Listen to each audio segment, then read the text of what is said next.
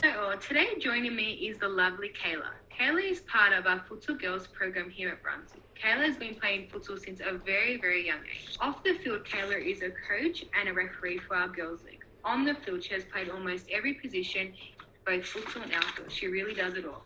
If you haven't seen her around, well, now is a great time to tune in and get to know her.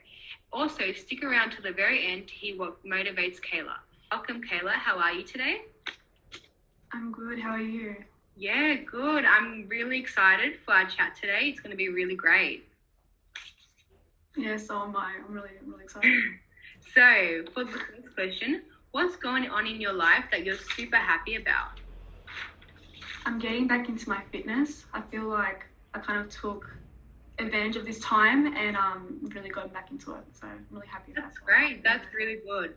And a follow-up question, what have you been doing to keep yourself busy during this time? So I know fitness may be one, but what have you been doing specifically? Specifically, I've been walking a lot. I've doing a lot of walks in the local area. I've been doing a lot of core work, just stuff that's around the house I will use in my exercises. So just simple, easy stuff.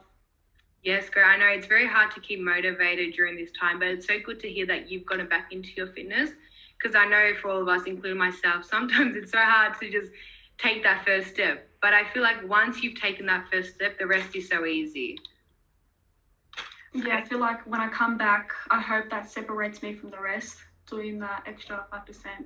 Yeah, this time, so we'll see how that goes. And also, I know you for bullying, are they doing any training on the side? So we've been given a set of, I guess, drills and sets of exercises to do, a lot of aerobic stuff, and just ball mastery things like, solve the foot, taps, all that type of stuff. So working around with the ball and keeping fit, that type of thing. Right. So yeah, and it's so good for your mental health too, because I think especially now that we're locked in and we can't really see our friends or can't do much, exercise is really great for your mental health. So I'm sure you've seen a difference. 100%. So for those that don't know, Kayla is currently playing for Berlin, an all-girls team under 16s. So our question is, why is it important to develop friendships with your teammates, and how does this reflect in the game? I feel like good friendships create good players on the field. Like if you have good chemistry with your players and your teammates, then it just comes naturally on the pitch. I feel like when I have good bonds with my teammates, especially as a goalkeeper as well, you've got to learn how to communicate with your team. And if there's not much of a connection there, it's pretty hard to get through to players. So with good bonds with your teammates, it's just so much easier to play, and it's much more fun as well. So for those that don't know, Kayla has played goalkeeper as well. She's played nearly every position. What haven't I done? You've played nearly everywhere, which is amazing. It's so good. And as a goalkeeper, because I know I've seen as a coach and as a player, sometimes these players do blame the goalkeeper for the goals and all that. How's that working with your team chemistry? Has that changed because you're the girls? I feel like at Bulleen, they've really cemented that sense of being together, sticking up for each other, being really like a unit, like a family unit. I feel like our team is not just a team, it's like a family. So we never let negative or negativity get in the way of our game. So if I do let in a goal, it's more of, just a pat on the back and, just get through it. It's never a negative. Yeah. It's never a negative outcome. I've seen with at previous teams that I've played at, when I haven't been goalkeeper, to see negative reactions and negative responses to the keeper. It's hard to then bounce back and then be better and improve. Of course. Once you've been given negative. Yeah, of course, and I think that really impacts the players. And of course, it's not your fault. There's a whole team that has to go through to get to the goal. So Yay. It's goalkeeper's fault. Say if you have a bad friendship or you don't have a friendship with your teammates off the field, on the field, it's going to be very tricky. And it's so important when you're playing a team sport, that friendship, and being friends off the court is so important, and probably more important than on the court. So important. Yes, yeah. Big one. I still hang out with so many of the girls from Heidelberg. I keep in touch with all of them. It's good like that. So that's lovely. Yeah, and you make friendships for life. I think that's the great thing about team sports. 100%. made friendships for life, and you're still in contact with the girls that you played in Yeah. previous clubs. Following up on that question, so you are a coach to young girls currently, and also Yeah. you've been coached by females. So how is having a female coach beneficial to female players? Because it'd be great to have your insight on this question. I've had better relationships with female coaches than I have male coaches. I feel like a male coach that has never coached girls before and only boys thinks it's the same, and it's not. It's a whole different ball game. I feel like when you coach girls, you got to be, I guess, you just got to remember that girls take things more to heart. I feel like I'm like that. So if a coach tells me that I could have done better, that's not as bad as saying, like, oh, you did this wrong and you also did that wrong. I feel like female coaches relate more to their female players. But yeah, it is so important to have a good female strong coach guiding through a female team. I think definitely there's great male coaches out there, 100%. So we're not putting male 100%. No, obviously not. No, that's not the point. Yeah, but That's not the point. yeah, no, I agree. I know, not at all. Because I think the older you get, the older you get, it is important, but not as important when you're young because you're still developing. How have you seen that impact as a female coach yourself for the under 10 girls? Do you see they confide to you more? They're more open towards you. They trust you more. I mean, you do as well. I try to create like I'm like your friend. I don't want to be like someone that you're afraid of, because I was afraid of many of my previous coaches. I didn't even want to go to training half the time. So I want to make the environment really, really positive, and I do not want girls rocking up to futsal thinking I want to go home, or like I don't want to be here. Why do my parents bring me here? I want it to be a positive environment. So of course I'd want the girls that I coach to trust me and to confide in me. So that's a big thing. And you know what, I confide in my coach, who is a male, but it's about creating that trust to professionalism ratio, and like being able to have a good laugh off the pitch, but once you get in, switched on, and I think develop that ratio. So and it is, like you said, it is a ratio, because you can't be all fun and games either. So there has to be that. No, because then it just becomes a circus. So you've just gotta find that balance. That balance needs to be done right as well. So true. So I think it is. I love that ratio, because I haven't actually heard that before, which is so true. I think what we try to do as coaches, we try to have that ratio. So having someone they can look up to as a sister, as a role model, as a friend, someone they can confide in and trust, but also when it comes to the game time, when it comes to the matches, that we're there to make sure that they're learning and it's not all fun and games. So I think it's really good having a balance. If you're too much of, say, a friend, then it's not going to work. Or you're too strict and you're too strict, it's not going to work either. So meeting that place in the middle is going to be great to grow these girls. Yeah, you've got to have the best of both worlds. And like you said, you have a male coach and he's amazing too. So I think it's just understanding, male, female, whoever you are. Like the bond between a player and the coach is so important, because I used to rock up to training saying, oh, I don't want to be here. I like my coach. You know, I don't like you. He probably doesn't like me. It's just really like, and it reflects on the team as well, because your feelings about your coach and about the way that they treat you and the way that they treat others, it's just going to make you think like, well, I don't want to play for this person. I don't want to play for this person. So, and I don't want to play for this team either. So I'd want the girls to be able to play for their coach, whether it be me, whether it be you, whether it be whoever else. And I feel like that's a really important bond to have, because I never had that growing up. So now I've met a really good coach that I've got a really good bond with. So I want that with my girls. So, I love that, Kayla. And I know you've mentioned to me that, and you seem very happy and very enthusiastic to get back into the outdoor season and get back to coaching.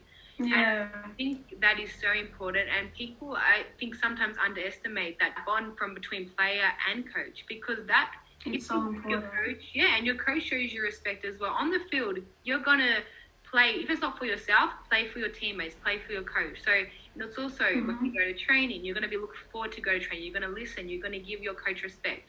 So I think it works both ways going forward in the future.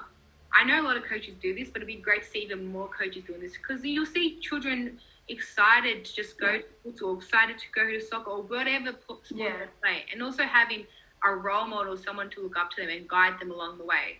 So I think that's a great thing to have, a coach and player bond. And if you do have it, cherish it. And if you're a coach, 100%.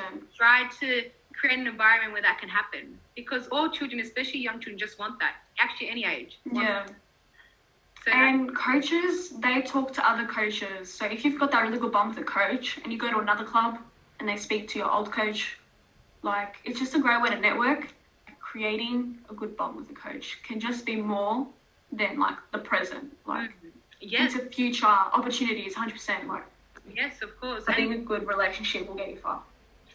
And to touch on that, do you want to go professional with your soccer? I really want to, but if that doesn't end up happening, I've also got, like, you know, I feel like everyone should have a backup plan. And my backup plan is to still like stay in the industry, I guess, but as a more behind the scenes person, like a physiotherapist, that's what I want to be. Great. So if football doesn't work out, obviously, you know, I want to still be involved. Yes, perfect. And I think if you can be involved in any way, whatever in something you do enjoy, it's amazing, and it brings you great joy as well. Like I was going to say with that coach and player bond, it's same as a teacher. I'm sure we've all had teachers that we love, and we want it. And some that we don't like. Yeah, and then we have ones, I know for myself, I've had teachers that I haven't been the greatest teacher. I haven't just been engaging towards me, and I just did not like that subject. But then I've had teachers that were really engaging, and we had that real good teacher-student bond. And I love that I did all my homework, I turned up. So I think it's just relatable in life in general. And I feel like the classroom and a training session are so similar. I feel like if you're not engaged or invested into your class or to your training session, you're not going to be engaged. You doze off or you think about something else and you're not fully focused. So I feel like that's kind of a similar type of thing. So the next question is, what is your favorite part about being a coach to these young girls? So I know we touched a bit on about it on the last question. Yeah. Is there anything else that you really enjoy just being a coach to these young girls? One of the things I do enjoy is seeing the knowledge that I've, you know, put into these girls being shown on the court. I feel like it's so satisfying when you teach something to someone and they put it to work and it works. I love that aspect. And also kind of teaching these girls and helping them learn from the same mistakes that I made. So I might have not been the nicest player or had the best attitude towards other coaches. So I've always told those girls that, you know, just got to be nice to your coaches, because it can hinder everything later on. So true. 100% about the knowledge being put into play. That is probably one of the most rewarding things as a coach to see happen. I agree, Kayla. I completely agree with you, because it is very rewarding when you see all this hard work in your training sessions, then being put into the games. It's amazing. And they say, train hard, play easy, which is very true. I know you played the 2020 Futsal Oz Nationals. So it's a junior interstate competition that was played this year in Melbourne. And there was teams from all different states across Australia. So Kayla played in under 16s comp, so it was a big highlight for you. Can you please tell us a bit about it? Yeah. That was the last hurrah of playing for Heidelberg. I feel it was the last time I put on that kit, and I played with girls that I hadn't played with before. We put different girls from different age groups, put them in a team, and training was so much fun. So it was just really great to just play with, you know, those girls for the last time. And that was the first time I'd played proper futsal in a really long time. Yes. So that was really fun to get back into futsal. Yeah. So I stopped playing futsal when I was 12 to start playing outdoor. And I'm turning 16 now. So, and that was at the start of the year. Wow. So to get back into futsal again, that was really, really like fun. So what were the major changes you saw? What did you have to adjust? Because you hadn't played futsal for 4 years. What did you have to adjust, or what were you not shocked about, but what were you uncertain about when you came back? Did you have any self-doubt, or did you have anything, I'm not going to be able to do this because I haven't played in such a long time? I did. So what were the thoughts going through your brain? I forgot the intensity of how fast futsal is. I completely forgot the dynamic of futsal, being able to rotate, just like the running up and down the court. I feel like in outdoor you do run a lot, but it's like staggered running. I feel like futsal, it's like you're always on your feet, you're always running. And learning how to learning the lingo again. I completely forgot what half the positions' names were, like the pivot, the target, or like I couldn't remember what they were called. Yeah, so when one of my coach goes, "Kayla, you're playing pivot," I was like, "What's?" But yeah, I agree. And did it also spark you wanting to come back? Because I know you've said to me a few times that you would love to come 100%. back. 100%. Did that spark, I would say, the froth? The froth came back. The froth was piping hot. Yeah. It you know what? It brought me back to futsal. I feel like when I was playing futsal and I had all of those friends of mine that were playing outdoor, like, it's fake soccer. I'm like, but then I started actually believing that, and then I went into soccer. So I feel like just to play futsal again, it was like, oh, I remember this. This is cute. Yeah, I should do it again because I miss it so much now. I didn't realize how much I miss it. Exactly. And I think having this break as well, I think everyone's really excited to get back into what they were doing and also trying new things. Like, I think it's, of course, each to their own. Some people do prefer soccer, some prefer futsal, so it is each to their own. But 100%. That's what I've learned. Yeah, but it's amazing if you can play both. And it's at the end of the day, it's which one you do prefer. But we definitely would love to get you back playing futsal. I know we have you coaching. Next is you playing. And like, you know, Peter says, like, it's the sport of the future. So I feel like, you know, futsal is just only getting bigger and bigger. So true. And I'd love to be a part of that. And it can be played at all levels, socially, professionally. So it is definitely 100% a sport of the future. And these younger generations that we are coaching, they are going to be that future. So it's so important to guide them along the way. Yeah. The right skills, whether it's actually futsal or just life skills in general. Yeah. But, thank you so much. Yes, but to finish off, the question that everyone is waiting for, what keeps Kayla motivated? This is the big question. What keeps you motivated? Keeps me motivated? Just for the season to start next year, I feel like when there's a break like this, or even pre-season when you're not training or you're just about to get into training, you want to be better than everyone else. And you want to be the player that stands out, especially in trials. You want to stand out. You want to be that, you know, oh, who's she, you know? Or you've rocked up to a new club, oh, who's she, you know? 100%. She plays this way, like, she seems like a really good player. So you want to stand out. And with my fitness now, doing my ball mastery exercises, all that type of stuff, it's just the extra 5%ers that can make a standout player. So I'm just trying to have this mindset of me being one of those standout players, because I'm going into under 19s next year. And at Pauline, they've got a pretty solid 19s team. So if I could break into that squad, that would be amazing. Yeah, that's one of my biggest things to think about, just being in the squad next year.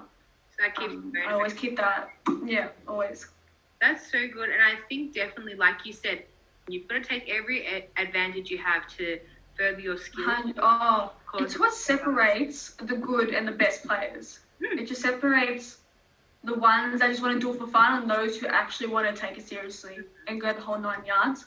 So, and as a coach, not that futsal do have trials, but, you know, you obviously have those players that stand out to you and are game winners and, you know, that work hard. I see all these kids on, like, social media and seeing them do extra training, you know, like extra stuff after school, after training, and in their own time. And I feel that's really, like, what separates the good from the great. So it really does. That extra work, so because there's a reason why these players are great. They're amazing. Who they are, 100%. You have to work on it. If you don't give time, if you don't practice, then how do you expect to be an amazing player? And that's anything, your hobby, it could be your passion. If you want to be the best, I'm sure you have role models in soccer that you look up to. Yeah. The reason that they're both male and female is because they worked hard. They kept training when no one else was training. They kept training while all their friends were at the party. Extra hours. So they always put that extra hours in, and it paid off in the end. So if someone is serious about being a professional, I definitely think having that extra training and extra practice will differentiate them from being just average to amazing. Yeah. Is one of your goals to make the bullying under 19s? That's like what keeps me. That's my motivation. So that's like the goal. That's what I want to achieve. And if I don't achieve it, it's just more ammo to improve or get into another squad, or just to keep going for it. I agree, Karen. It's so good for someone so young to have a goal in mind. It doesn't have to be a big goal. It can be something massive. No. It can be something small. It just can be something maybe you want to do in the next week. So always setting goals for the future, I think, is so important. Even this podcast, this was a goal of mine to start. So creating some goals and just get yourself looking forward to something. Because I know a lot of us in lockdown probably feel like, oh, what's the point? We can't do anything. But you can do. You've heard it from Kayla. You can exercise. You can do little exercises. You doubt yourself. Hear from me first. Whatever you're into, or if you want to learn a new hobby, go on YouTube, search stuff up. So there's so many ways you can better yourself during this time. I know it's a hard time for lots of people, but there's always a positive. There's always I feel like motivation is like a big thing, and I've lost so much motivation recently. But everyone has that light bulb moment. Or that like epiphany where they think, all right, I've got to do something. Whether it's learning a new trick in soccer, like picking up the football, doing something, going for a run. Like I went on my first run like a couple of weeks ago. Like You tell me that. I had never thought to myself, even before quarantine, I never thought to myself, oh, I'm going to go for a run today. Never in my life had I ever done that just because I wanted to. So true. So I feel like it's just having that light bulb moment to think, okay, I actually want to do something. So, and I always compare myself to others. I am so hard on myself. So if I see someone that can run faster than me, that can, I don't really weight train, but lift more weights than me, I'll try and like do that, but 10 times more. And that's what also motivates me. That's great, yeah. To be better. But not in a mean way. I'm better than you in a mean way. I understand, Kayla, because sometimes people see, I even know for myself, I think everyone gets those times of self-doubt. And you say, if you see people, you go on Instagram or Facebook and you see, oh, okay, this person's doing better. And I think you shouldn't even be jealous of someone. That's not what I'm saying here. It's not jealousy. It's just, motivation. Like, I want that too, so I'm going to work for it. Yes, I agree. And I think that's what people need to understand, that you can be like that too. You can get wherever they want if they believe, they have the goals, and they put in the hard work. I truly believe that. Yeah. And it's not going to happen if you're sitting on your couch all day doing nothing. That's not. So I think. And hard work never goes unnoticed. You don't know who's watching. You don't. If your parents are watching you, scouts watching you at a soccer game. If some rando on the street is watching you kick a ball and think, all right. Yeah. It's all right. Or just anyone. Like, you never know who is around. That's what I realized. One game of mine, I didn't even realize that this NTC coach was watching. Oh, wow. Like, you wouldn't have thought that this person would have been there. So it's the people and the time they least expect to see you doing what you do. So that's what I always, at training, I try to pull my head in, maybe not chatterbox as much, and just fully, like, pull my head in, because you don't know who's watching. And I love that, Kayla. That's another great thing. You don't know who's watching. And it happens when you least expect it, I find. It happens when you just trust in the universe, trust in God, whatever you believe in, and just let that take control and just do your own thing. Keep doing you. Keep working hard. So I think that is a great piece of advice too. Just keep working hard in whatever you're doing in life. Yeah. And I remember at Nationals, it was the day after, and I had this dad come up to me. And he goes, wait, were you playing for Heidelberg in the semis against Falk? And I was like, yeah, I was. He goes, you played superb, you did a great job. Regardless of the score, you did a great job. I'm like, oh, thank you. And I knew this dad, and I was like, oh, I didn't even see you there, I didn't even know. So it's like whoever, like, it's the people you least expect to see you doing well. And it's always really rewarding when you hear stuff like that. that's another thing that should motivate people when they hear those compliments, they hear those praises, to keep going. Like, okay, They go a long way. there's people that acknowledge that I'm doing well. Okay, I'm going to keep going. I'm not going to just sit here and stop, because then you get too comfortable. Growth happens when you're comfortable. So I think it's great to have that uncomfortable moments in your life where you're growing, where you're practicing, when things they do feel too hard, but you keep going in certain circumstances. That's great. I know we dived into a whole different conversation, but I know, we did. That's the end of the conversation. So thank you so much, Kayla, for joining us today. You've been giving us great insight to all aspects of life, and the future is so bright for you in whatever path you choose to take. And before we finish off, we have one more little question. Do you have any final things to say to the boys and girls out there watching? Final thing to say in regards to soccer, like football, or just in life in general? The first thing that comes to your mind, just blurt it out. Okay, I feel like because I learned this the hard way. Yeah. It also goes back to coaching. I feel like that player to coach bond is so important.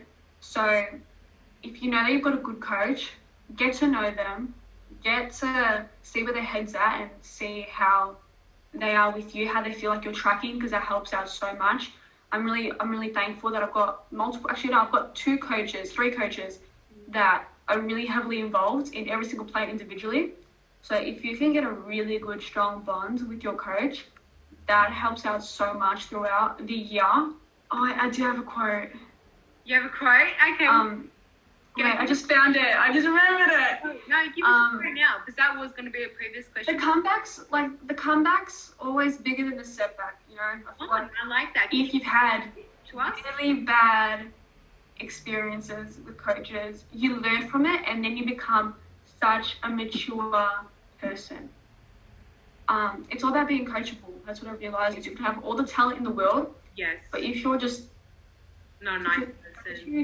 If you're not a nice person, if your attitude's off, your coach isn't going to want to coach that. Because come to training, or to come to the workplace, or to come to anywhere with an open mind, a willing and open mind, and get ready to learn. Because every person you come across is going to give you something different, whether it be your coach, your teacher, your colleague, a stranger on the street. Everyone that's going to come across so many characters. Yeah, there's so many characters that you come across, but all of them are playing a part in the book of yourself, in the life of you. So come to every conversation, come to the table with an open mind, and this goes for soccer, or this goes for life in general. So I think everything. And that's what I love about the people at futsal. They may have things that are going, or struggles, but they don't bring that to futsal. I feel like everyone at futsal is positive. It's been a great chat. Thank you so much, Kayla. It's really been I really enjoyed talking to you today. It's been lots of fun. Lots of love to you, and all the best for whatever the future holds. Yes. Thank you very much. No worries. Same goes. Again, Kayla.